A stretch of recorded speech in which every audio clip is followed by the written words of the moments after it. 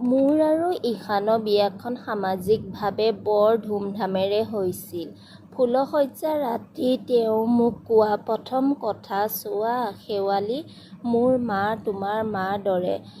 তেওঁক কেতিয়াও মনত আঘাত নিদিবা। সৰুৰে পৰা মায়ে মোক বহুত কষ্টৰে ডাঙৰ দীঘল কৰিছে। মোক কেতিয়াও দেউতা অভাৱ অনুভৱ কৰিব নিদিলে। ময়ো বিচাৰোঁ তুমি মোৰ মাৰ সকলো দুখ কষ্ট দূৰ কৰিবা।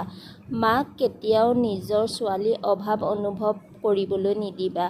মই মূৰটো জোকাৰি উত্তৰ দিলোঁ হয়, আৰু তেতিয়াই মোৰ নতুন জীৱন আৰম্ভণি হয়।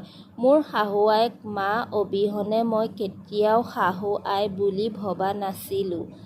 মই শাহুআইৰ নিজৰ ছোৱালী হ'লোঁ। মায়েও মোক বহুত মৰম কৰিছিল। বেমাৰ হ'লে মায়ে ঘৰৰ সকলো কাম নিজ হাতেৰে কৰিছিল, মোক একো কৰিব নিদিছিল। এনেকৈয়ে মোৰ সৰু পৰিয়ালটো চলি গৈ আছিল।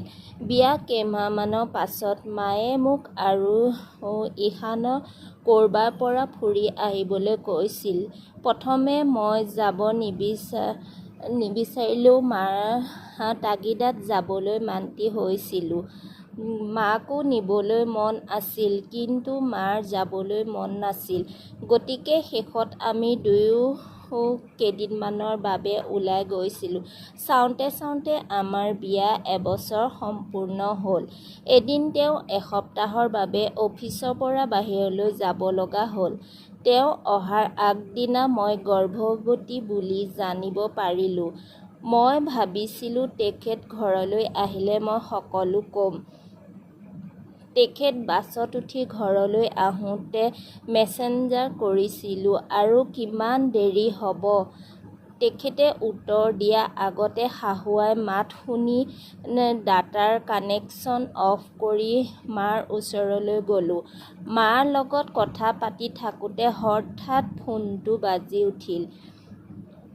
ৰিচিভ কৰাৰ লগে লগে সিফালৰ পৰা মানুহ এজনে ক'লে, ঈশানৰ গাড়ীখন এক্সিডেণ্ট হ'ল।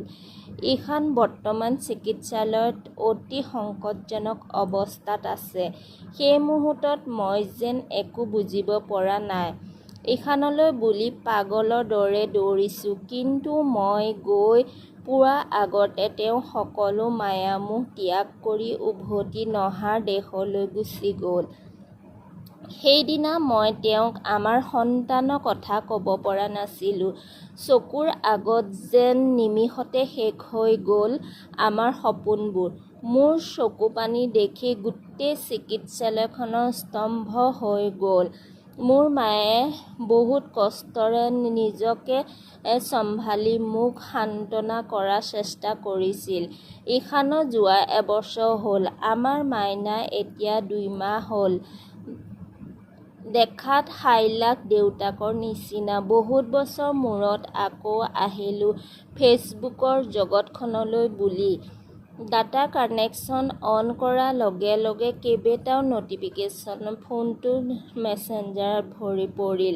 প্ৰথমে মই মেছেঞ্জাৰত এটা আইডি বিচৰা আৰম্ভ কৰিলোঁ।